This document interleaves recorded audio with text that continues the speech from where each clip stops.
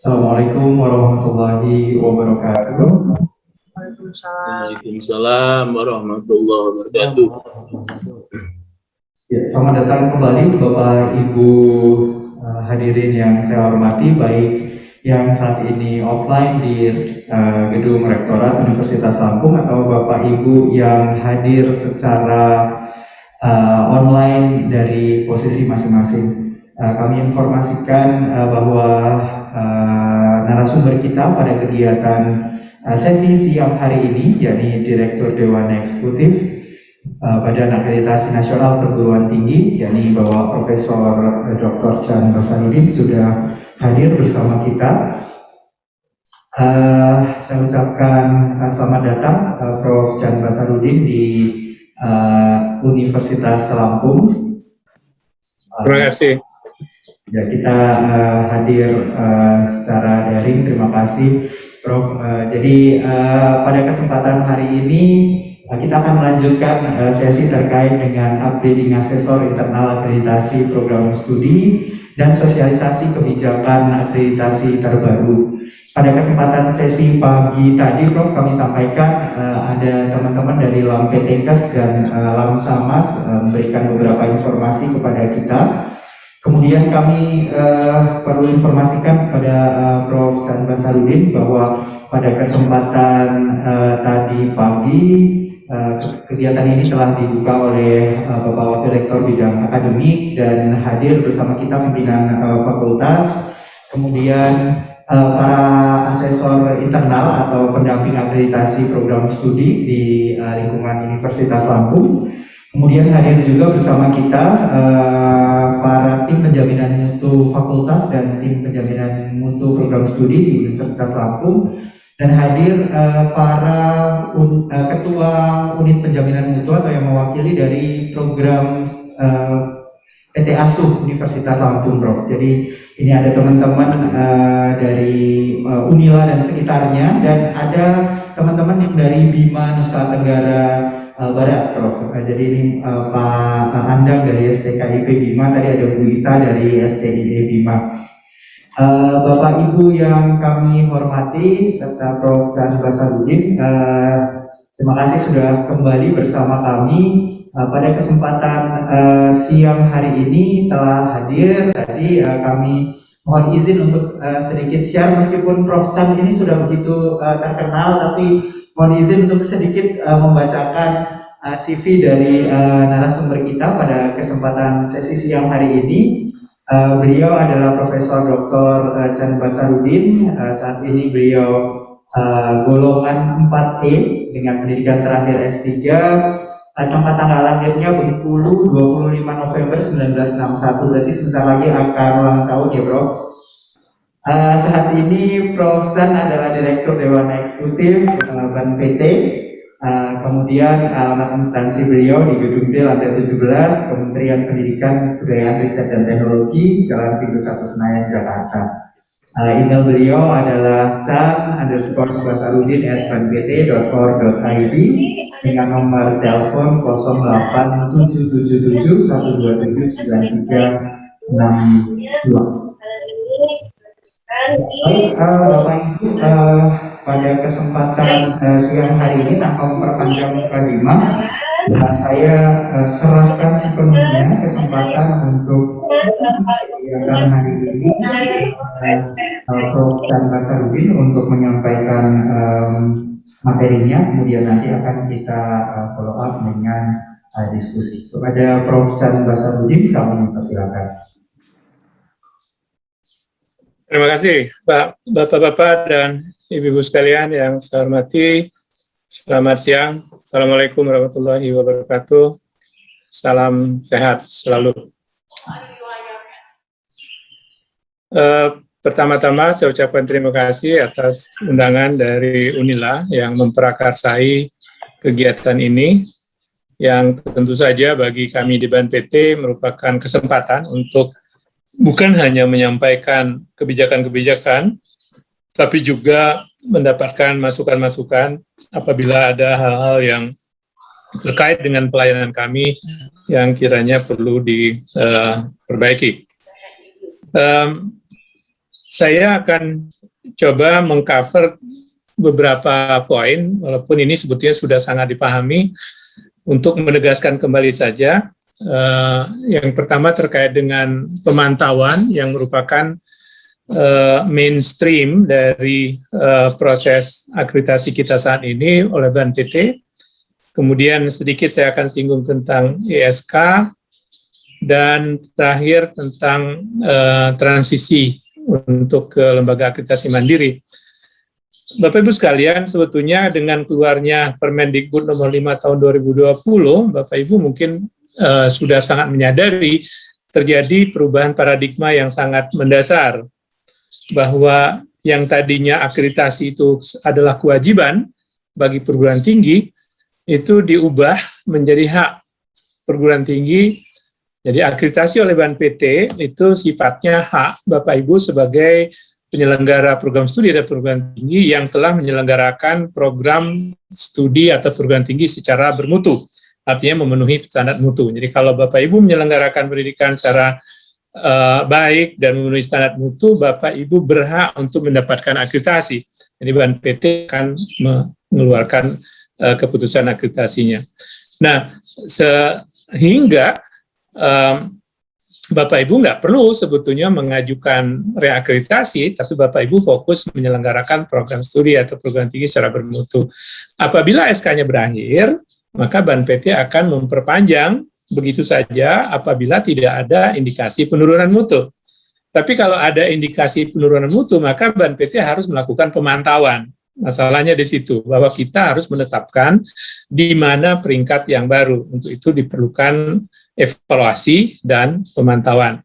Nah, proses pemantauan ini sudah kami lakukan sejak tahun 2020, tapi awalnya pada saat 2020 dulu kita masih melakukannya secara ad hoc, baru di akhir 2020 dan awal 2021 ini kita memulai menggunakan instrumen yang kita sebut sebagai IPEPA.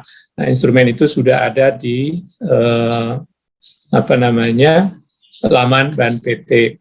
Nah, namun demikian, Bapak Ibu perlu dicatat bahwa perpanjangan keputusan akreditasi tanpa pengajuan ini hanya berlaku untuk akreditasi yang diberikan oleh BANPT, tidak berlaku untuk yang dilakukan oleh LAM. Jadi mohon tidak rancu bahwa terhadap program-program studi yang telah dialihkan ataupun diproses oleh LAM, Bapak Ibu tetap memiliki kewajiban untuk melakukan reakreditasi. Jadi masih paradigma yang dulu bahwa akreditasi itu satu kewajiban.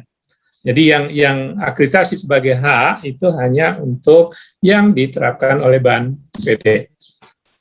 Nah, sekarang karena tadi adalah hak Bapak Ibu sekalian, maka tentu saja kami akan memperpanjang sebagaimana tadi saya katakan, SK yang berakhir dengan catatan atau dengan syarat dua saja.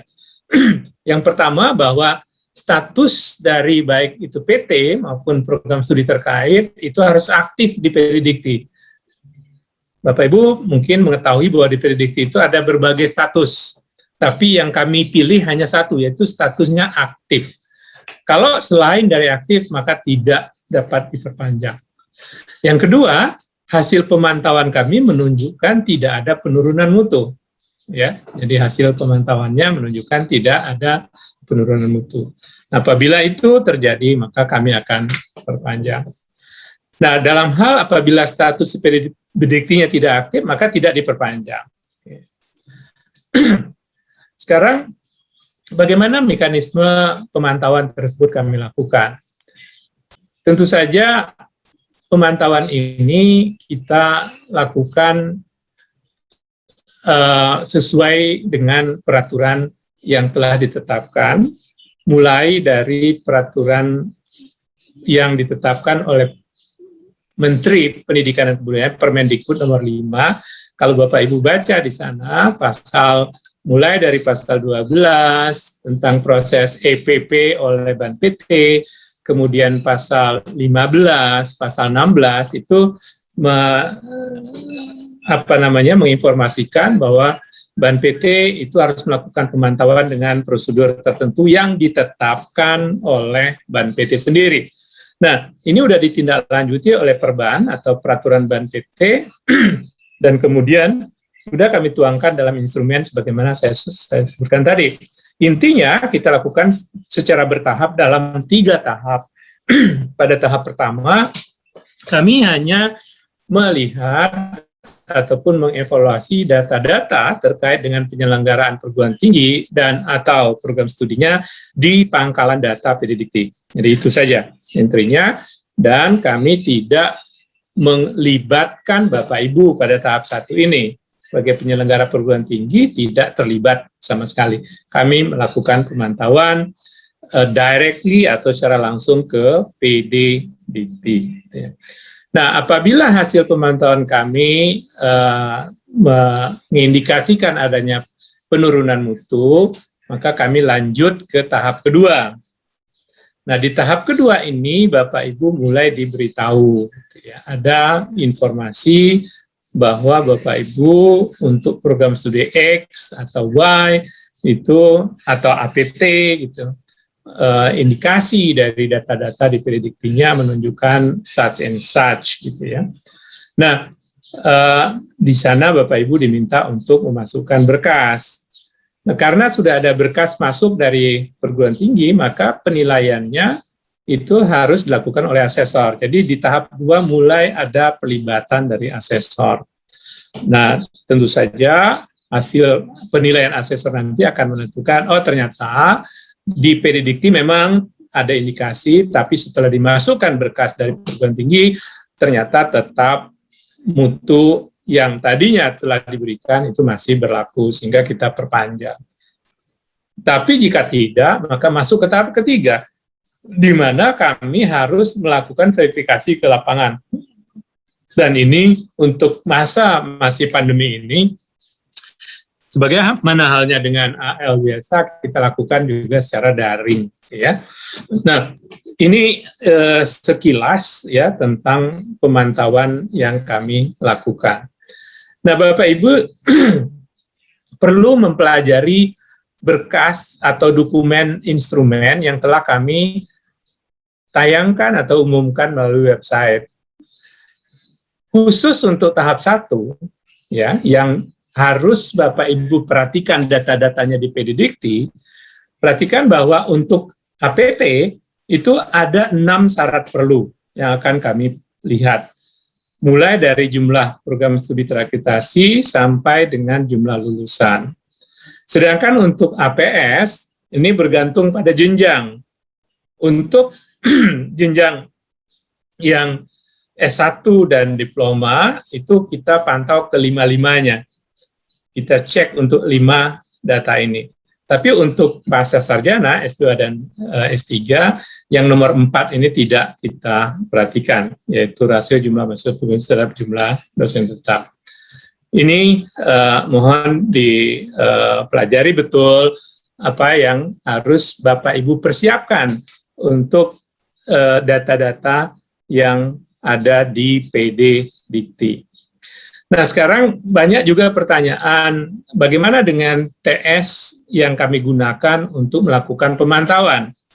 Nah, kami menggunakan siklus pelaporan yang Bapak Ibu lakukan pada PDDikti, yaitu cut-off date adalah tanggal 1 November. Jadi, kalau pemantauan dilakukan sebelum 1 November, maka dilakukan TS-nya adalah tahun sebelumnya. Misalnya kemarin kita lakukan pemantauan tanggal 15 Oktober 2021. Maka TS yang kami pegang adalah semester genap 2020. Kenapa? Yang semester genap 2021 belum selesai gitu ya. Jadi kita menggunakan semester genap 2020 kalau dilakukan sebelum 1 November. Tapi mulai hari ini, mulai kemarin sebetulnya 1 November, kami menggunakan semester genap 2021. Itu aja, sesimpel itu untuk menentukan TS-nya. Ya. Jadi kapan dilakukan, yaitu mulai dari 1 November sampai dengan 30 Oktober pada tahun terkait, itu akan menggunakan TS yang sebelumnya. Bapak Ibu sekalian, pada pemantauan tahap pertama tentu saja kami menggunakan penjadwalan sesuai dengan umur dari SK, ya, umur dari SK-nya. Nah, sesuai dengan perbannya sebetulnya kami ke depannya berharap akan melakukan pemantauan itu jauh-jauh hari. Jadi paling tidak 9 bulan sebelum berakhir. Tapi karena kemarin berkejaran dengan waktu, ada yang 4 bulan sebelum berakhir, ada yang 6 bulan sebelum berakhir, dan seterusnya. Jadi itu kita belum sampai pada 9 bulan atau lebih waktu SK berakhir. Intinya adalah pada pemantauan tahap 1 itu kami lakukan sebelum SK berakhir, dan hasilnya itu kami langsung notifikasi ke pihak perguruan tinggi. Ya. Pemberitahuan itu dilakukan tadinya hanya bagi yang tidak lolos. Tapi untuk ke depan, dan saat ini sedang kita persiapkan, yang lolos pun akan kami beritahu supaya Bapak Ibu tidak bertanya-tanya, ya. Jadi kalau kemarin itu Bapak Ibu yang tidak menerima surat atau email dari Sabto bertanya-tanya, ini saya gimana nasibnya, ya.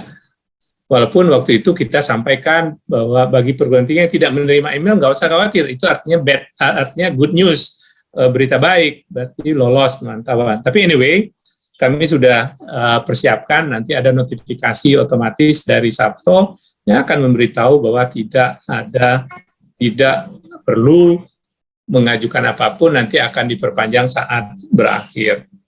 Nah, apabila Bapak Ibu diberitahu bahwa ada masalah dengan data diprediksi yang mengindikasikan adanya penurunan mutu, maka Bapak Ibu juga kami beri waktu untuk melakukan konfirmasi dan klarifikasi, serta apabila ada data-data yang salah diprediksi, silakan diperbaiki. Namun ingat, memperbaikinya itu di PDDikti, bukan di BAN PT. Soalnya banyak perguruan tinggi yang menyurat ke kami, ingin memperbaiki data PDDikti. Nggak bisa, karena BAN PT tidak mengelola PDDikti. Jadi mohon perbaikan data di PDDikti itu dilakukan, ditujukan, ataupun dikoordinasikan dengan pihak yang mengelola PDDiktinya, bukan ke BAN PT. Apabila sudah dikoreksi dan Bapak Ibu yakin itu sudah dilakukan perbaikan, baru memberitahu ke BAN PT untuk dilakukan pengecekan ulang pada tahap 1 atau pemantauan ulang. Nah, bisa saja misalnya Bapak Ibu lupa memasukkan data-data gitu ya untuk TS yang kami pantau gitu ya. Ternyata masih boleh usulkan. Sebetulnya sih kami menggunakan cut off 1 November itu dengan pemahaman bahwa setelah cut-off date, data tidak boleh berubah lagi mestinya gitu ya. Tapi anyway, kebijakan pengelola pangkalan data kami tidak tahu, dan ternyata masih dimungkinkan adanya revisi-revisi. Nah, Bapak Ibu sekalian, di pemantauan tahap kedua, Bapak Ibu akan diberi waktu, tadinya 3 bulan, tapi mulai sekarang, itu kita beri waktu 6 bulan untuk menyiapkan 2 berkas, yaitu DK, data kinerja, dan laporan evaluasi kinerja. Tentu saja, apabila dalam kurun waktu yang diberikan tidak memasukkan, maka kami putuskan Bapak Ibu itu program studinya atau PT-nya itu masuk ke tahap ketiga, ya, dan diberi waktu 1 bulan untuk memasukkan data yang diminta. Apabila setelah diberi waktu ekstensi 1 bulan tidak juga masuk, maka BAN PT akan memutuskan program studi atau SK tersebut dinyatakan tidak dapat diperpanjang. Artinya berakhir begitu saja dan tidak mungkin diperpanjang. Dia menjadi tidak terakreditasi. Untuk membuatnya menjadi terakreditasi harus mengajukan usulan akreditasi kembali. Gitu ya. Jadi mohon kerjasamanya apabila dinotifikasi, diberitahu untuk memasukkan data, mohon kiranya dapat memasukkan data tersebut. Nah, apabila pada saat proses pemantauan tahap 2, SK-nya sudah berakhir tapi pemantauannya belum selesai, jangan khawatir. Kami akan mengeluarkan SK sementara, ya, SK sementara. Nah, SK sementara ini tentu saja akan dikoreksi nanti apabila proses pemantauannya sudah selesai. Apabila proses pemantauannya menunjukkan sebetulnya tidak ada perubahan mutu, maka SK sementara itu dinyatakan definitif dengan mengeluarkan sertifikat. Tapi apabila terjadi perubahan peringkat pada pemantauan tahap berikutnya, maka yang sementara tadi dicabut dan akan ada penetapan yang baru. Ya. Nah, di tahap ketiga, Bapak Ibu, kami akan melakukan konfirmasi ke lapangan. Prosesnya itu sama dengan proses AL, gitu ya. Dan perlu Bapak Ibu ketahui bahwa mengingat instrumen EPI-nya itu sudah kita dekatkan dengan instrumen 9 kriteria, maka apabila sampai ke tahap ketiga, kita akan menetapkan peringkat baru dengan sistem peringkat pemeringkatan yang baru, yaitu unggul, baik sekali, dan baik. Nah, prinsipnya adalah di tahap ketiga ini kemungkinan yang terjadi hanya ada sama atau turun. Jadi nggak mungkin naik, ya, nggak mungkin naik. Jadi hanya kemungkinannya sama atau turun. Jadi tadinya B, bisa aja dia mendapat baik sekali, kan selevel. Atau tadinya A, sampai ketiga menjadi unggul, selevel. Tapi nggak mungkin, misalnya tadinya B, tiba-tiba menjadi unggul. Itu tidak mungkin di tahap ketiga. SK yang ditetapkan pada tahap ketiga ini mulai berlaku sejak ditetapkan dan akan berlaku 5 tahun yang akan datang. Ya. Demikian saya pikir informasi yang sekilas tentang proses pemantauan, dan ini sudah cukup banyak. Sejak tahun 2020 bulan Maret sudah kita lakukan perpanjangan tanpa pengajuan dan pemantauannya, dan sudah cukup banyak juga yang sampai tahap 2 saja, bahkan di tahap 1 saja selesai juga cukup banyak, tahap 2 saja, dan ada juga yang sudah sampai ke tahap ketiga, ya. Ini udah kita lakukan. Bapak Ibu sekalian, selanjutnya terkait dengan ISK. Ini juga banyak sekali pertanyaan terkait dengan ISK. Pertama, konversi peringkat ini kami sarankan untuk segera dilakukan. Ya, kenapa? Karena Ban PT hanya boleh memperpanjang SK dengan peringkat yang model lama ABC itu hanya 1 kali. Tidak boleh ada 2 kali perpanjangan dengan peringkat yang lama.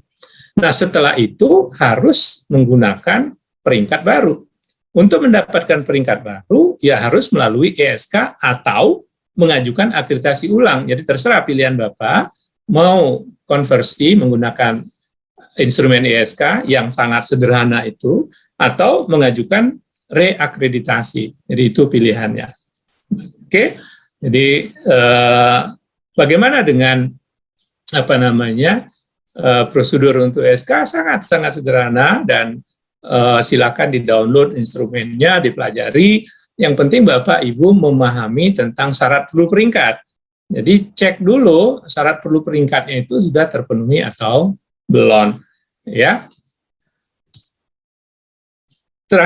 Selanjutnya tentang transisi ke LAM, ini banyak juga menimbulkan pertanyaan. Saya tidak tahu pagi tadi seperti apa informasi yang diberikan oleh LAM Sama maupun LAM PTKes. LAM PTKes sih nggak masalah, karena LAM PTKes sudah beroperasi sejak 2015, tapi LAM Sama adalah masih pada belum beroperasi. Intinya adalah, jadi meskipun kemarin Bapak Ibu sudah melihat Kepmendikbud Ristek yang membuat daftar program studi yang akreditasinya dialihkan ke LAM yang baru, ya. Nah, meskipun sudah ada dalam daftar itu, tidak berarti serta-merta langsung berpindah. Akan ada informasi terkait dengan tanggal cut-off untuk peralihan.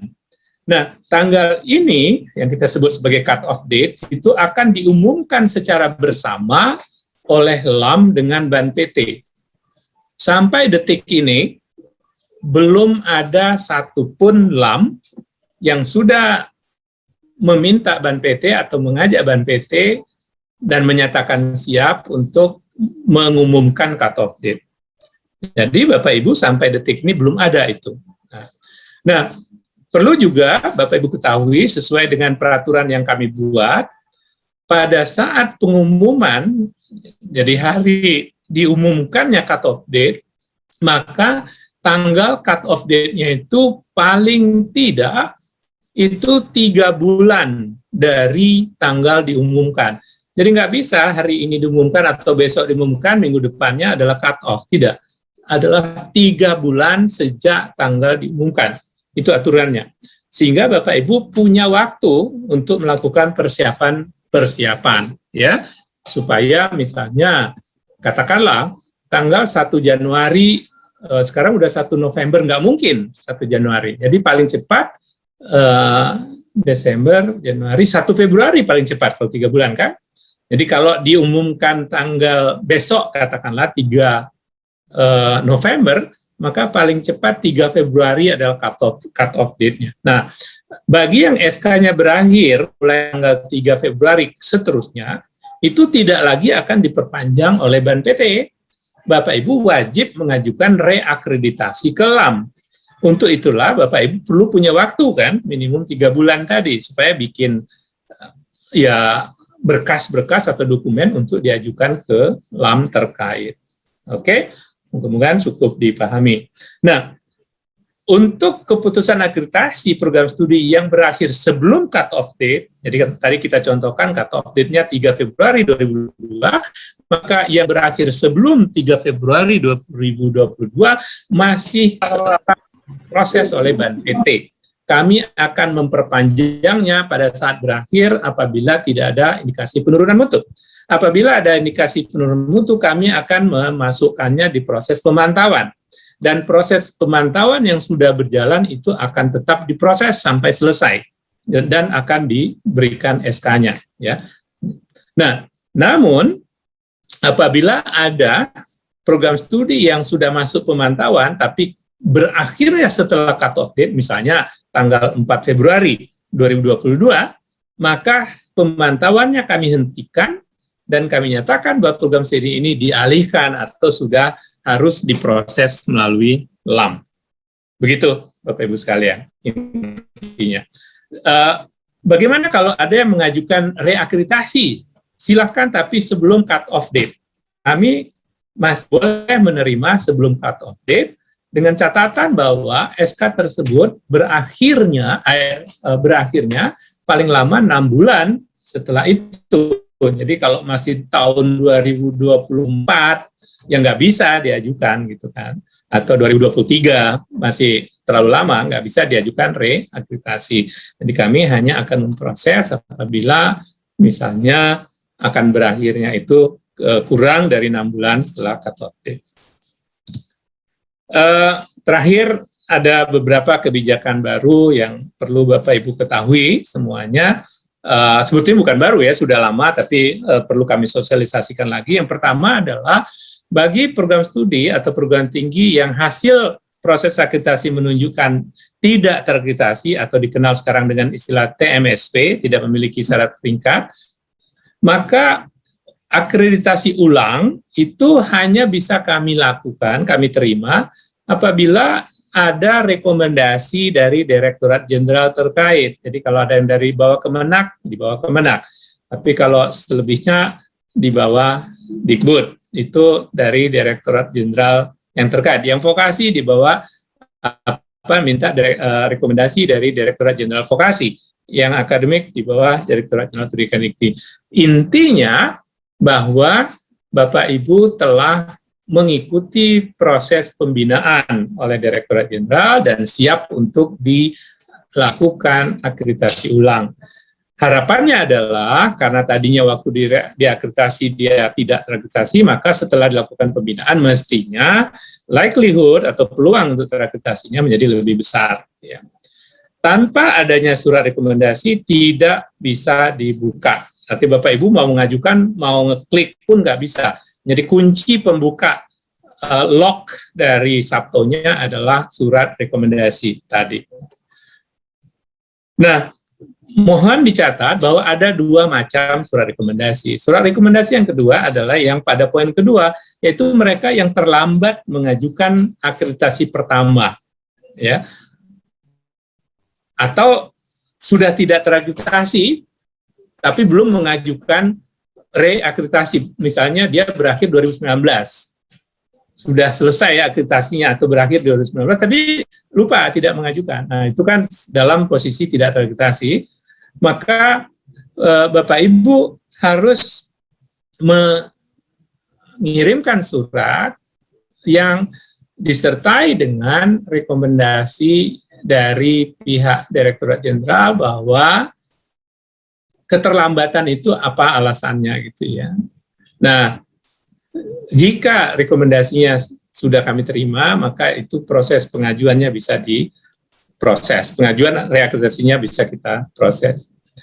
Yang ketiga, tentang program studi baru yang didirikan dengan proses sesuai ketentuan Permendikbud nomor 7 2020. Permendikbud nomor 7 2020 pasal 25 atau 23 itu mengatakan bahwa program studi yang didirikan yang sesuai prosedurnya dengan ketentuan permen tersebut pada saat didirikan dinyatakan terakreditasi. Jadi kalau dulu kan pakai minimum, sekarang enggak, terakreditasi dengan peringkat baik. Nah, untuk itu Ban PT akan mengeluarkan SK-nya apabila Bapak Ibu mengajukannya ke Ban PT melalui Sabto. Jadi saat ini ada pengajuan untuk SK program studi baru. Jadi silakan dilihat di Sabto. Namun ingat, hanya yang proses pembukaannya itu mengikuti aturan Permen nomor 7 tahun 2020. Kalau tidak mengikuti itu nggak bisa. Ya. Terakhir, kami sejak bulan Mei kemarin sudah mulai menetapkan atau mengeksersis pola penetapan hasil akreditasi tanpa asesmen lapangan. Jadi ada kelompok hasil akreditasi kecukupan ataupun asesmen kecukupan yang membuat kami confident meskipun ditindaklanjuti dengan AL tidak akan berubah skornya ini. Jadi peringkatnya akan tetap seperti ini, maka kami tetapkan saja tanpa harus melalui AL. Jadi Bapak Ibu tidak perlu repot juga dengan adanya AL. Toh hasilnya akan possibility ataupun kemungkinan terbesarnya pasti akan sama gitu ya. Nah, ini sudah kita lakukan. Mohon Bapak Ibu jika menerima kasus ini tidak kaget ataupun tidak menunggu-nunggu kapan kita AL gitu ya. Karena memang tidak akan ada AL. Demikian Bapak Ibu sekalian, mudah-mudahan ada manfaatnya dan juga dapat menjawab apabila selama ini ada pertanyaan-pertanyaan dari Bapak Ibu sekalian. Saya kembalikan. Terima kasih. Assalamualaikum warahmatullahi wabarakatuh.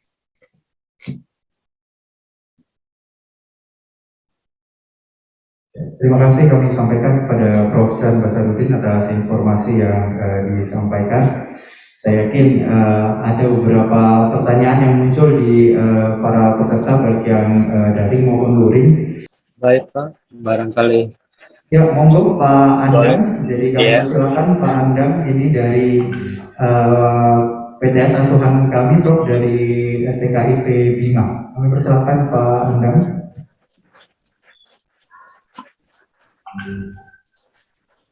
Baik Pak, terima kasih sudah memberikan kesempatan kepada saya untuk meminta penjelasan lebih kepada Pak Prof terkait dengan materi yang sudah disampaikan.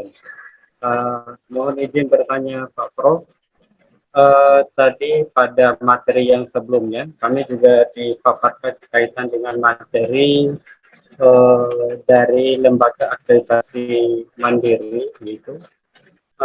Ada peralihan gitu dari Ban PT ke lembaga akreditasi mandiri, akan tetapi ketika UPTS pada suatu perguruan tinggi tertentu mengajukan reakreditasi itu, maka akan ada biaya yang dibebankan kepada UPTS gitu.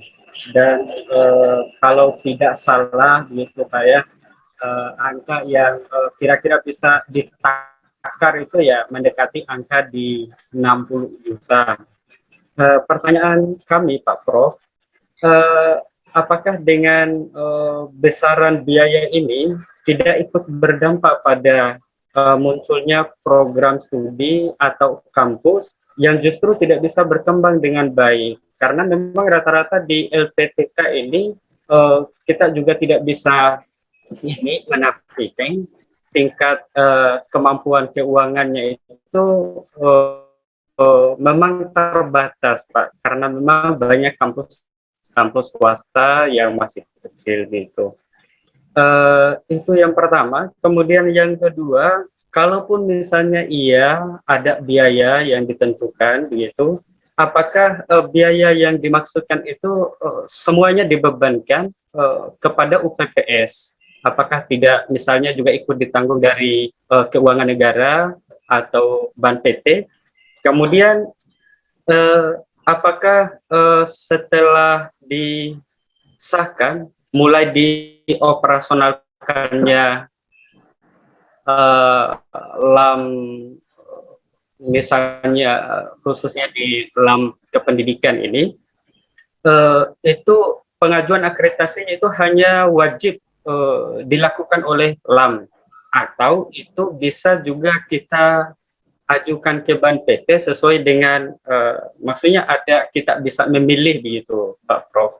Demikian beberapa pertanyaan kami. Terima kasih. Assalamualaikum warahmatullahi wabarakatuh.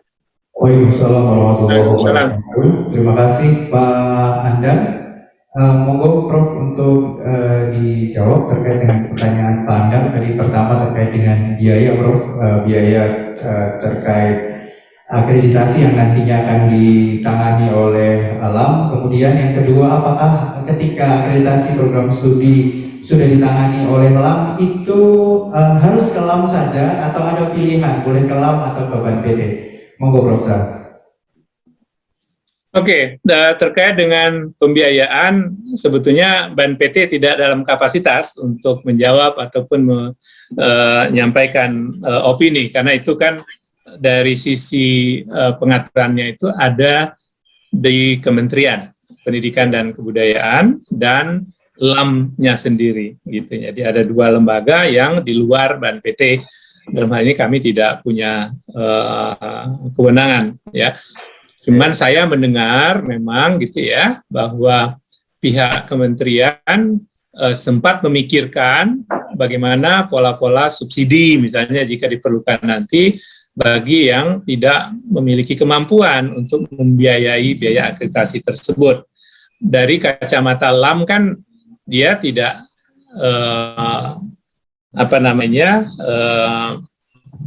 bukan tidak perlu tahu ya, tapi bagi dia ya silakan saja sumbernya dari mana, yang penting biaya akreditasi oleh LAM itu dapat terpenuhi gitu ya. Ini. Nah, yang pertanyaan yang kedua terkait dengan apabila sudah beroperasi, jadi mulai cut off date yang saya ceritakan tadi, dan terjadi pengalihan, jadi kami akan mengalihkan sejak cut off date, maka semua program studi sesuai dengan daftar yang ada di Kemendikbud itu harus mengajukan akreditasinya ke LAM. BAN PT tidak lagi memiliki kewenangan untuk menetapkan akreditasi untuk program-program studi tersebut. Contohnya saat ini yang dibawa LAM PTKes sejak 2015 BAN PT sudah tidak lagi menetapkan akreditasinya, gitu ya. Jadi seluruhnya sudah diproses di LAM tersebut. Tidak ada pilihan, jadi nggak bisa misalnya Bapak mau milih ke BAN aja deh. Bahkan misalnya saya nggak mau ke LAMDIK, saya mau ke LAM sama misalnya, nggak bisa juga. Jadi udah ditetapkan program studi ini oleh LAM mana dan harus ke LAM tersebut, gitu ya. Tidak lagi bisa ke BAN. Saya pikir itu, Pak Andang. Ya, baik Pak Prof. Terima kasih. Mungkin ada feedback dari Pak Andang. Persilakan Pak Andang apabila ada feedback. Sudah cukup, Pak. Terima kasih. Baik, dari Ibu Munti Sarida dari Universitas Lampung. Mohon izin Prof. Chan Basarudin. Pertama, terkait dengan data PDDikti, bagaimana kami dari Prodi bisa menelusuri data-data yang akan dipantau oleh Ban PT sehingga memungkinkan untuk lolos tahap 1. Yang kedua, mohon penjelasan kembali terkait cut off date. Terima kasih. Oke. Dari Pak Munti atau Bu Munti ini ya. Oke.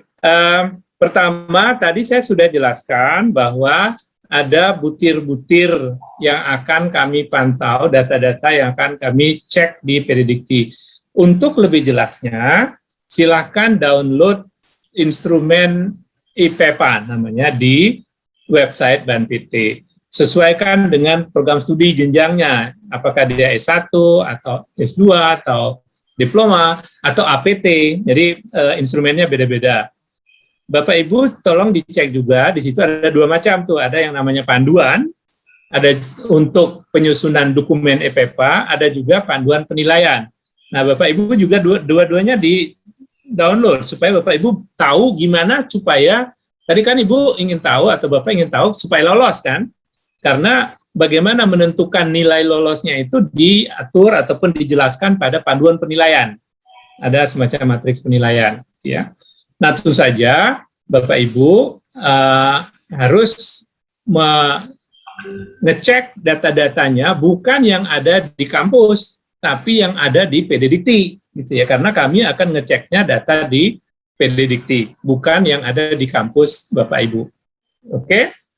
Yang kedua tentang cut off date. Oke, apalagi yang harus saya jelaskan. Jadi pertama begini, Ban PT bersama-sama LAM nanti akan mengumumkan secara publik.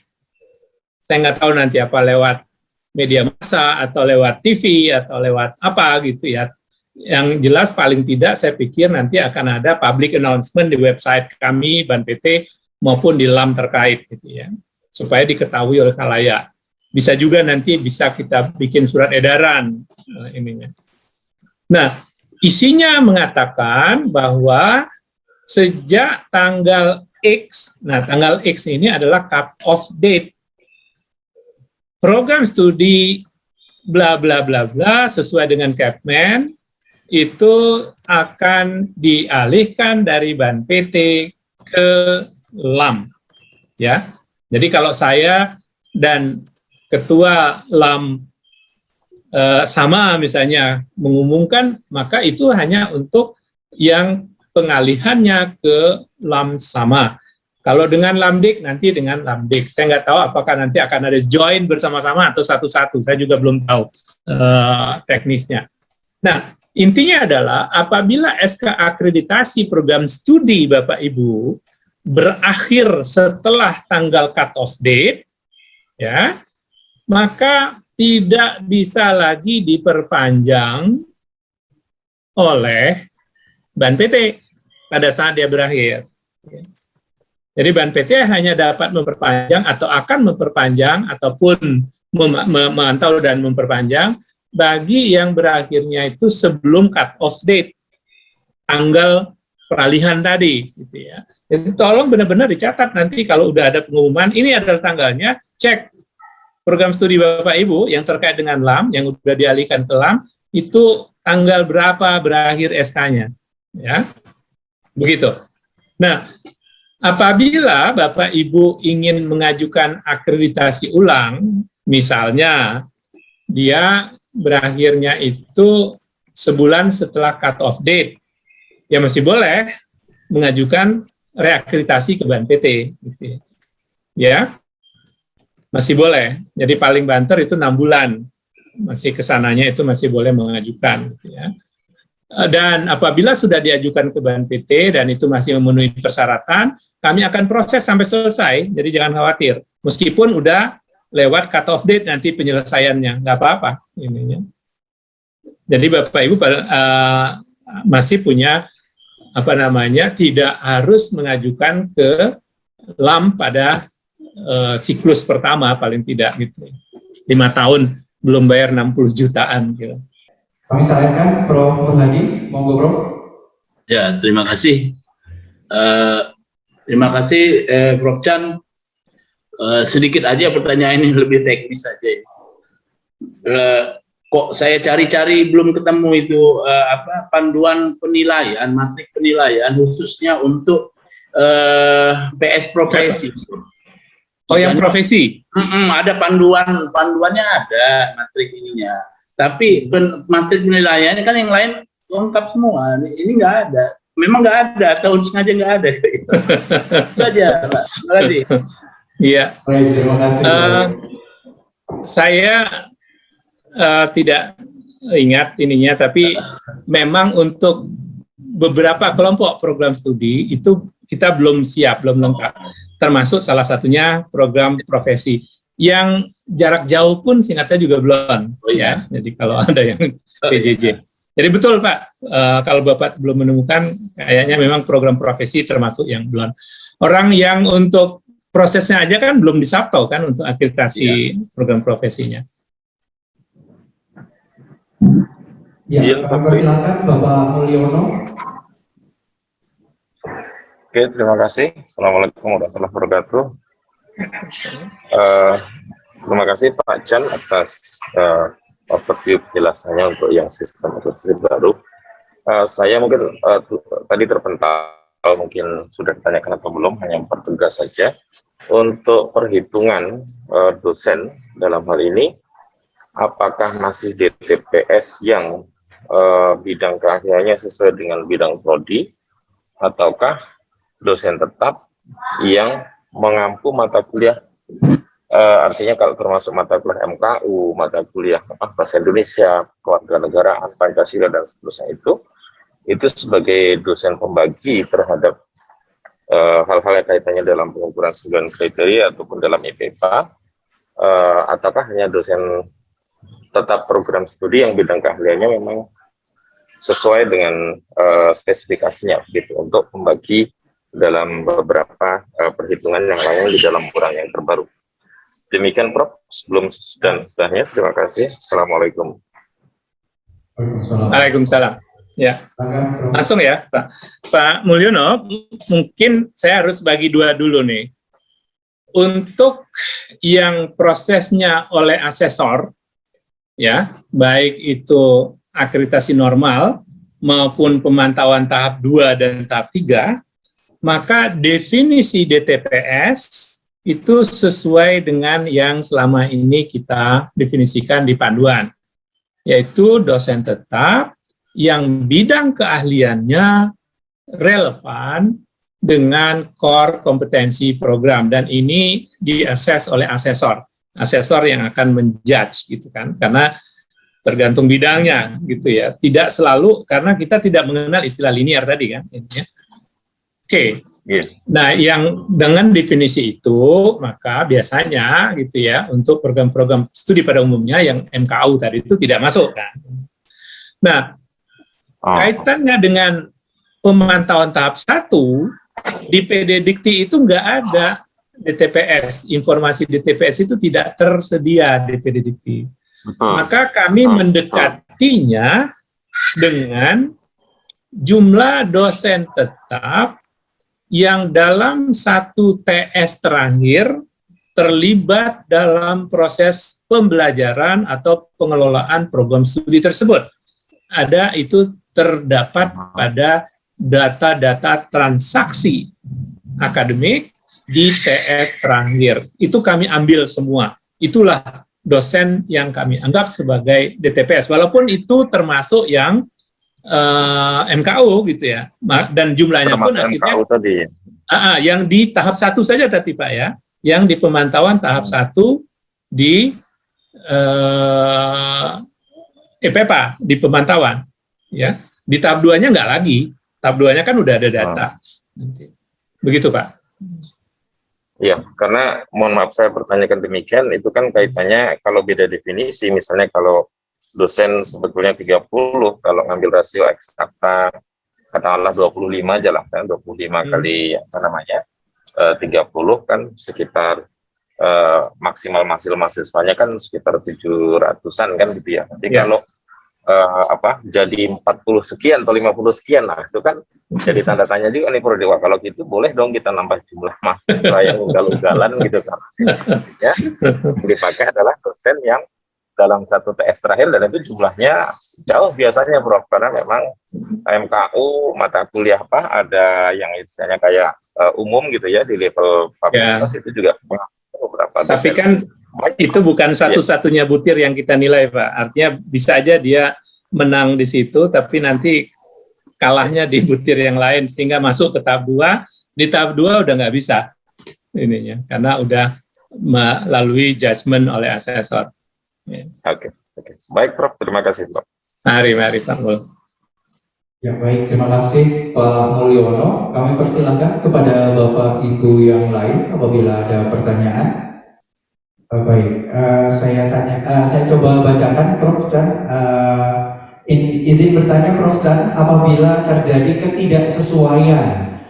ketidaksesuaian data yang digunakan untuk pemantauan oleh BAN PT dengan data PDDikti, seperti yang terjadi pada beberapa PS di Unila yang dicontohkan tadi, apakah kami PS diperkenankan mengajukan keberatan atas hasil pemantauan tahap pertama? Jika diperkenankan, bagaimana prosedurnya? Ya, sebagaimana tadi saya beritahu bahwa setelah ada notifikasi bahwa masuk ke pemantauan tahap 2, kami beri waktu 6 bulan untuk melakukan konfirmasi, koreksi, keberatan gitu ya. Tapi apabila mengajukan keberatan untuk konfirmasi, yakinkan bahwa data yang dikoreksi dan diperbaiki itu adalah data di PDDikti, ya. Jadi kami punya program yang langsung mengambil data-data di PDDikti, di database-nya PDDikti, ya.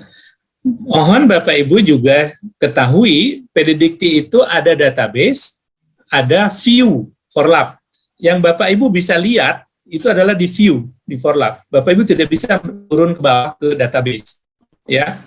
Meskipun seharusnya memang gitu ya, yang ada di view itu harusnya sama dengan yang ada di database. Yang ditayangkan itu kan adalah apa yang ada di database. Tapi kadang-kadang ada jeda ya antara data yang di database dengan data yang ada di view yang tampak oleh publik gitu ya. Jadi kalaupun ada perbedaan, intinya adalah pihak Unila, pihak Pak Toto harus mengecek betul ke pengelola PDDikti. Kenapa terjadi perbedaan? Ya, karena kami menggunakan data PDDikti kok ininya. Begitu. Jadi ada waktu silakan istilahnya mau keberatan atau canggahan atau permohonan koreksi, jadi silakan berkirim surat ke BAN PT. Makasih Prof Chan. Ya, yang intinya adalah evidence yang harus diperbaiki itu adalah data di PDDiktinya supaya kami bisa melakukan pemantauan ulang. Baik, terima kasih Prof Chan. Selanjutnya ada pertanyaan dari ada yang raise hand kepada Pak Harmen, TPMPS Teknik Mesin. Kami persilakan. Ya, terima kasih Pak Moderator. Izin bertanya Pak Prof. Saya Harmen dari Program Studi Teknik Mesin Universitas Lampung. Ya, kalau mohon maaf kalau misalnya ada koreksi, ada kesalahan. Tadi di paparan Prof itu untuk reakreditasi, Prof ya. Untuk reakreditasi. Nah, kalau misalnya reakreditasinya waktu akreditasinya masih lama, misalkan lebih dari 2 tahun, tapi ingin mengajukan untuk rencana untuk mendapatkan kenaikan peringkat karena ada perbaikan gitu, misalkan untuk mencapai akreditasi A gitu. Itu masih bisa untuk diajukan atau ditunggu setelah perahalian ini, Prof? Ya, ini agak tricky nih pertanyaannya Pak Herman ini ya. Untuk reakreditasi sebetulnya gitu ya, peraturan kita yang tadi yang Perban 1 maupun juga permennya kan tidak memberi batas kapan reakreditasi dalam rangka kenaikan peringkat itu bisa diajukan, kan nggak ada tuh ininya. Iya. Nah, tapi apabila kaitannya kita baca dengan perubahan tentang pengaturan transisi ke LAM, itu diberi waktu paling lambat atau ya paling lambat istilahnya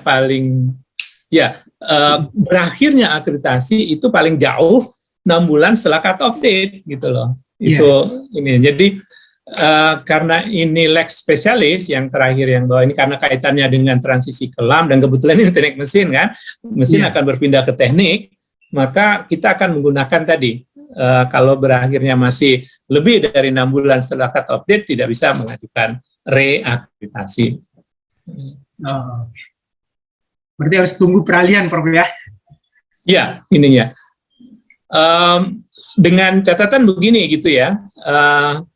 Ya kalau Bapak masih mau memikirkan untuk mengajukan reakreditasi, itu harus dilakukan sebelum pengumuman cut off date. Ya. Jadi karena itu belum diumumkan, maka kami masih boleh menggunakan Permen 5 dan Perban 1. Gitu ya. Tapi kalau sudah diumumkan cut off date-nya, maka akan berlaku 6 bulan tadi. Terima kasih, Prof. Ya. Terima kasih. Berarti Pak Harmen kalau mau mengajukan akreditasi secepatnya sebelum teman-teman dari LAM teknik launching. Mudah-mudahan dipersiapkan. Launching kan cuma diberi batas waktu 6 bulan. Sebelum 20 juta. Ya, Pak Mulyono. Saya silakan kembali Pak Mulyono. Baik, terima kasih Pak Moderator. Mohon maaf Pak Chan, ini saya nggak bisa buka kamera, masih di rumah sakit di sini. Pertanyaan saya kedua terkait proses pengajuan akreditasi internasional. Ini untuk itu penyetaraannya lah, untuk pengakuannya itu ke BANPT itu berapa lama ya prosesnya, Prof? Untuk kan kalau internasional accredited bisa disamakan dengan unggul gitu. Nah ini mungkin mohon juga kejelasan, karena sempat juga sih kemarin termasuk yang prodi kami tanggal 10 besok ini akan divisitasi akreditasi internasionalnya. Tapi suratnya sempat kemarin berbarengan kena IP patah kedua gitu, tanggal 20 Desember harus habisnya kan gitu. Nah jadi alhamdulillahnya kemarin ada perbaikan review data, kami tidak jadi melanjutkan gitu ya. Jadi paling tidak nanti kami bisa untuk pengakuan dari BANPT ini untuk yang akreditasi internasional apakah masih tetap ke BANPT atau selam sama nanti kalau sudah full ke LAM sama, terus masanya berapa lama demikian Prof. Ya. Oke. Pertama, siapa yang akan menyetarakan ke unggul itu LAM atau, jadi peraturannya kan LAM atau BANPT. Apabila prodi tersebut masih diproses oleh BANPT, maka oleh BANPT. Tapi apabila itu sudah diproses oleh LAM, maka oleh LAM penyetaraannya. Gitu ya. Gitu Pak ya. Nah tentang berapa lama durasi waktunya, saya tidak tahu nanti yang LAM, gimana cara kerja mereka. Kalau di BANPT begini, kami menyesuaikan dengan periode validitas dari sertifikat akreditasi internasional tersebut, tapi maksimum 5 tahun. Kalau nanti misalnya dia mendapat akreditasi 6 tahun, untuk tahun 1 tahun berikutnya itu ditetapkan kembali. Jadi karena BANPT itu hanya dapat membuat keputusan akreditasi dengan period of validity itu 5 tahun. Itu Pak Mul ininya. Nah, apabila kurang dari 5 tahun ya sesuai aja. Misalnya dia cuma 4 tahun. Tapi BANPT punya aturan paling tidak validity periodnya itu 1 tahun sejak diajukan. Jadi kalau pada saat diajukan tinggal 9 bulan atau tinggal 11 bulan validity-nya nggak bisa kita konversi atau kita setarakan. Begitu Pak. Baik. Baik, nampaknya saya akan membacakan. Prof. Chan, ada pertanyaan dari Pak Erlion dari Lembaga Penjaminan Mutu Universitas Muhammadiyah Lampung di chat. Izin bertanya, apakah program studi yang habis masa akreditasinya tahun 2022 harus mengikuti LAM dan tidak ada perpanjangan otomatis atau harus mengajukan reakreditasi. Terima kasih, Prof. Pembagian ke LAM itu bukan kapan berakhirnya, tapi bidangnya. Jadi saat ini itu kan ada 5 LAM baru. LAM date itu untuk seluruh program studi kependidikan. LAM sama untuk seluruh program studi yang berada di bawah sains dan mathematics. LAM MEMBA untuk ekonomi, bisnis, akuntansi, dan manajemen. LAM teknik, ya semua yang di teknik. LAM Infocom untuk yang komputer, dan seterusnya. Nah, jadi sejak tadi akan ada cut off date tadi yang saya katakan mereka akan mengumumkan bersama Ban PT, sejak saat itulah itu harus diproses oleh LAM.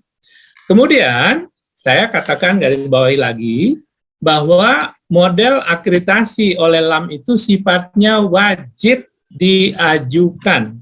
Jadi tidak ada istilah perpanjangan tanpa pengajuan kalau ke LAM. Ya. Jadi lihat Permendikbud nomor 5 tahun 2020, untuk yang diakreditasi oleh LAM itu masih sama dengan Permen 32 dulu. 6 bulan sebelum berakhir, perguruan tinggi harus mengajukan reakreditasi. Ya.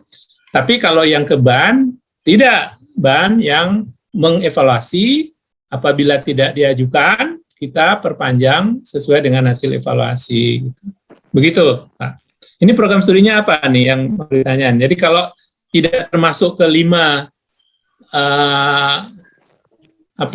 LAM tadi ya, atau bukan LAM PTKes ya tetap di BAN. Jadi selain program studi yang ada dalam daftar Kemendikbud itu artinya masih berada dan diproses oleh BAN PT yang gratis dan bisa perpanjangan tanpa pengajuan. Opora enak kata orang sini kan. Iya, baik. Kalau belum ada LAM-nya berarti tetap ke BAN begitu ya, Prof ya? Tetap, kayak hukum misalnya kan. Hukum itu kan belum ada tuh LAM-nya. Tetap ke kami.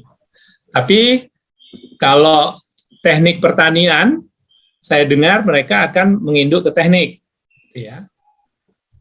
Baik, jadi meskipun teknik pertanian itu di bawah Fakultas Pertanian, tapi ngikutnya nanti ke LAM teknik begitu ya, Prof?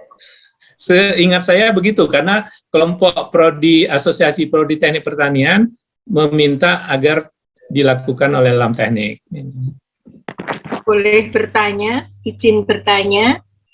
Monggo Ibu Katarina Niken, Bu Niken, monggo. Selamat siang, Profesor Chan Basarudin. Untuk akreditasi ini berlaku atau mulai berjalan kapan, Prof? Sebentar, akreditasi yang ini yang mana nih, Bu? Yang LAM, yang harus ke LAM. Harus ke LAM. Yeah. Saya katakan tadi, Bu. Monggo diterusin dulu apa sih itu ininya. Iya, sudah hanya itu aja. Oh, itu aja. Ya, jadi saya katakan tadi, Bu Niken, sampai detik ini kita belum tahu. Saya pun belum tahu. Tapi nggak usah khawatir, nggak akan dadaan, Bu. Akan ada pengumuman bersama oleh LAM dan BAN PT. Tadi ada yang cerita nggak sih, misalnya LAM sama kapan mau mengumumkan ininya.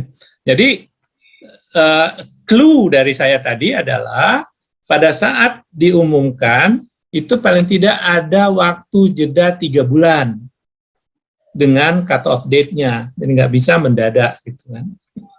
Jadi peace of mind lah, artinya nggak usah risau, galau gitu ya. Jadi pasti ada cukup waktu bagi Bapak Ibu untuk mempersiapkan diri kalau nanti sudah diumumkan. Gitu Bu Niken. Terima kasih Prof. Chan. Sami-sami. Terima kasih Bu Niken. Baik Prof, jadi tadi memang yang hadir di sesi pagi adalah dari LAM PTKes yang memang sudah established. Kemudian satu lagi tadi adalah dari LAM Sama. Di LAM Sama tadi menyampaikan memang sampai sejauh ini masih ada persuratan yang harus terbit sebelum LAM Sama itu beroperasi. Artinya memang dari teman-teman LAM Sama tadi menyampaikan belum belum tahu nih kapan cut off-nya dari BAN PT, jadi masih misteri juga. Termasuk tadi masih yang menjadi misteri adalah berapa biaya yang harus dikeluarkan oleh PRES dalam proses pendaftaran ke Lamsama. Jadi masih penuh misteri, Prof. Makanya mungkin teman-teman hari ini di sesi siang ini bertanya siapa tahu ada bocor halus gitu dari Prof Chan gitu kan. Tapi kan yang jelas tadi ya Prof tidak akan mendadak, jadi nggak seperti tahu bulat ya Prof. Betul. Boleh tanya lagi daripada penasaran? Oh, monggo Ibu. Kenapa sih Prof kok pakai pindah-pindah kelam? Nah, filosofis ini kayaknya. Monggo Prof Chan. Iya, iki angel iki. Jadi mulainya itu dari Undang-Undang 12 atau Undang-Undang Pendidikan Tinggi, Bu, tahun 2012. Undang-undangnya bilang bahwa akreditasi program studi itu harusnya oleh LAM, bukan oleh BAN. BAN PT itu fokus untuk akreditasi perguruan tinggi atau institusinya. Alasannya itu jauh, saya kebetulan waktu itu masih di Dewan Pendidikan Tinggi, memikirkan bahwa instrumen akreditasi program studi mestinya khas, spesifik, dan fokus. Nggak generik gitu loh. Mengakreditasi program studi teknik dengan program studi sejarah mestinya ya berbeda gitu kan ininya. Makanya kita memikirkan mestinya ada lembaga-lembaga akreditasi spesifik, enggak one size fits all seperti sekarang ini oleh Pak. Kalau Ibu lihat instrumen akreditasi BAN PT untuk sarjana satu kan, instrumen akreditasi sarjana mau sastra Batak sampai teknik nuklir, yo podo sama saja itu yang akan digunakan. Nah, ini kurang pas. Harapan kita dengan adanya LAM-LAM ini nanti, maka akan lebih tepat memotret mutu sesuai dengan karakteristik program studi atau kelompok bidang studi tersebut. Nah, LAM ini mestinya memang ada dua macam. Ada yang namanya LAM pemerintah, menurut undang-undangnya, ada yang LAM masyarakat. Untuk LAM masyarakat itu self-funding, artinya mereka harus membiayai diri sendiri. Untuk itulah mereka charging ataupun membebankan biaya ke penyelenggara perguruan tinggi atau program studi. Kalau nanti ada LAM pemerintah ya mestinya APBN lagi. Sayangnya saat ini pemerintah belum merasa mampu mendirikan LAM pemerintah. Wong ngopeni BAN PT satu aja masih kepontal-pontal gitu kira-kira gitu ya. Gitu Bu. Asbabun nuzulnya. Terima kasih Prof Chan. Jadi sekarang untuk LAM-nya sains dan teknik sudah siap ya Prof? Perangkatnya untuk mengakreditasi kami-kami. Saya nggak berani jawab. Tadi katanya yang LAM sama cerita masih ada beberapa dokumentasi yang masih diperlukan itu. Karena kesiapan mereka ya kita tidak tahu. Yang ditetapkan oleh BAN PT itu hanya satu, yaitu instrumennya. Ya, nah ada instrumen dari salah satu LAM yang sudah kami umumkan disetujui.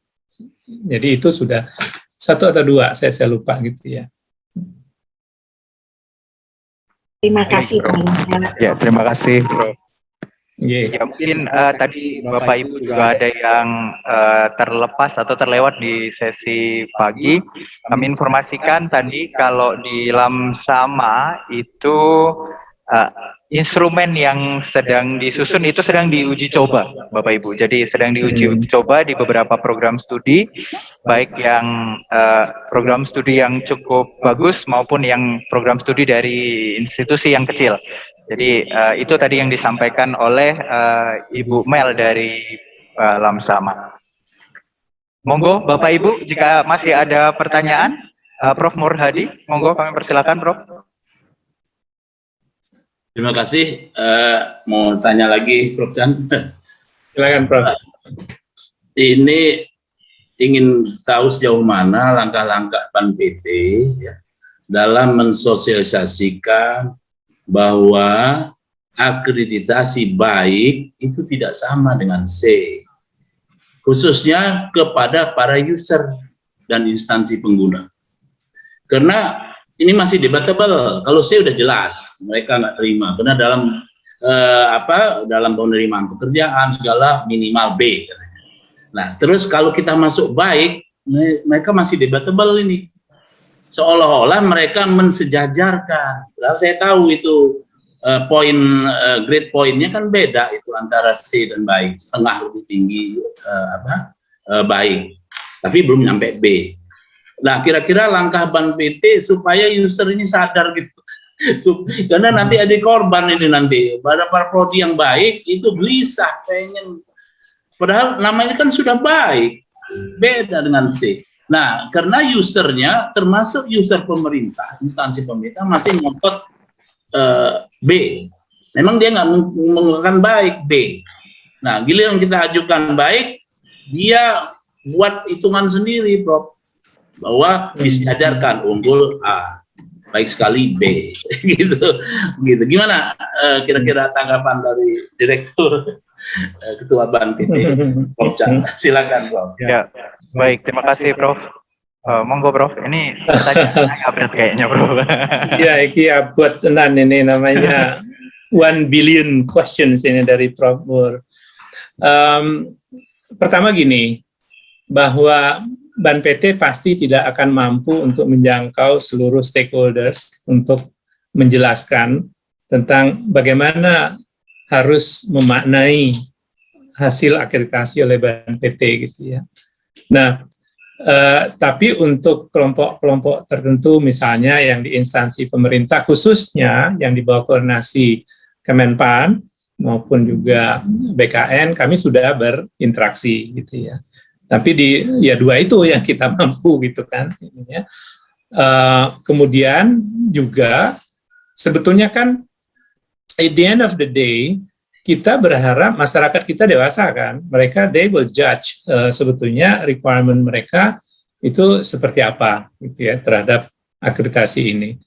Bahkan saya sempat menyarankan kepada dan itu disetujui oleh salah satu deputi dari Kemenpan, bahwa untuk ke ASN dan PNS mestinya tidak dilihat peringkat, yang dilihat dia terakreditasi gitu aja. Karena kalau tidak terakreditasi jelas itu melanggar undang-undang. Tapi kalau dia terakreditasi berarti sudah memenuhi standar nasional. Saya juga beritahu bahwa akreditasi itu label untuk program, quality label untuk program, bukan untuk individuals gitu kan. Bisa aja Anda seseorang lulus dari program studi terakreditasi baik atau C, tapi jenius anak ini, itu kan sayang kalau tidak diterima. Dan itu deputi di Kemenpan waktu itu setuju dengan saya, dan kayaknya di 2019 itu ada surat edaran deh, bahwa untuk ASN dan PNS itu tidak lagi mensyaratkan peringkat. Nah, untuk yang stakeholder luas lainnya, industri dan sebagainya, ya kita berharap ketuk tular melalui orang-orang kayak Prof. Nur Hadi ini gitu ya, artinya monggo disosialisasikan. Baik, terima kasih Prof. Chan Basarudin. Ya, sambil menunggu pertanyaan dari peserta, Prof. Saya bertanya secara teknis mungkin, Prof. Jadi di dalam petunjuk penulisan IPPA tahap 2, Prof, ada beberapa data yang di dalam petunjuknya itu disampaikan bahwa data yang dituliskan pada DK itu harus sesuai dengan data yang hasil pemantauan tahap 1, Prof. Nah, apakah tidak memungkinkan gitu maksud saya, Prof, ketika data itu berbeda sebagai bentuk barangkali memang ada kesalahan di PDDikti sehingga dari prodi dalam tanda kutip ingin mengklarifikasi datanya dengan mengajukan data yang berbeda dari data di hasil pemantauan tahap 1. Demikian, Prof. Ya, saya nanti coba cek kembali statement itu, menurut saya agak misleading juga ya. Jadi benar bahwa yang kita harapkan sebetulnya DK itu berisi data faktual, objektif. Jadi sesuai dengan kondisi yang apa adanya di lapangan. Itu yang diharapkan. Nah, apabila ada data yang di PDDiktinya salah, justru ini harus mengoreksi gitu. Dan kami sebetulnya kenapa tidak yakin dengan pemantauan tahap 1 bisa menetapkan, karena kami melihat kenyataan bahwa beberapa data di PDDikti itu quality wise ya, karena nggak tahu kita tidak mengupdate secara reguler atau apa gitu, memang quality wise agak kurang. Nah, itulah kita meminta DK dan LK itu gitu, supaya mendapatkan factual objektif yang ada di lapangan. Esensinya itu Pak. Ini. Cuma saya akan cek lagi nanti kalau ada instruksi seperti itu, menurut saya agak misleading ya Pak. Baik, terima kasih.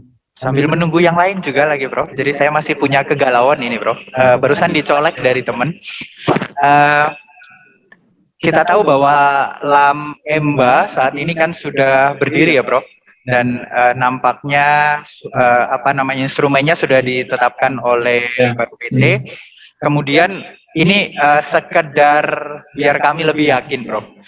Ketika misalnya saat ini ada program studi yang rumpun ilmunya dicakup oleh LAM EMBA, kemudian saat ini kan memang belum cut off dari BNPT ke LAM EMBA, kemudian prodi tersebut mengajukan entah itu reakreditasi atau ISK. Nah, berarti kalau itu kita ajukan sekarang sebelum cut off itu, maka BNPT akan terus memprosesnya hingga selesai. Demikian, Prof. Baik. Betul. Tadi di PowerPoint-nya saya buat atau saya tuliskan bahwa seluruh pengajuan yang disampaikan ke BNPT sebelum cut off date itu akan kami proses sampai selesai. Baik. Ya, baik. Terima kasih Bapak Ibu atas pertanyaan yang disampaikan kepada kami, dan terima kasih juga kepada Prof. Chan Basarudin yang sudah memaparkan tadi dengan gamblang terkait dengan beberapa kebijakan terbaru dari BNPT, kemudian sudah sangat sabar menanggapi pertanyaan-pertanyaan dari kami dan peserta. Mungkin sebelum acara ini kami tutup di sesinya Prof. Chan Basarudin, mungkin closing statement dari Prof. Chan. Monggo, Prof. Ya, baik. Bapak Ibu sekalian, pertama terima kasih atas atensi pertanyaan maupun juga saran-saran yang tadi disampaikan. Selanjutnya tentu saja kita ingin selalu memperbaiki ya pelayanan akreditasi di BNPT. Nah, namun tentu saja masih banyak kekurangan-kekurangan di sana-sini. Mohon kami diberi feedback ya, termasuk masalah pemantauan ini. Mungkin Bapak Ibu juga mengetahui bahwa kemarin kita melakukan relaksasi dari sisi waktu. Tadinya kan kami meminta waktu 3 bulan untuk DK LK itu harus masuk. Sejak kemarin ada masukan-masukan, itu kami perpanjang menjadi 6 bulan.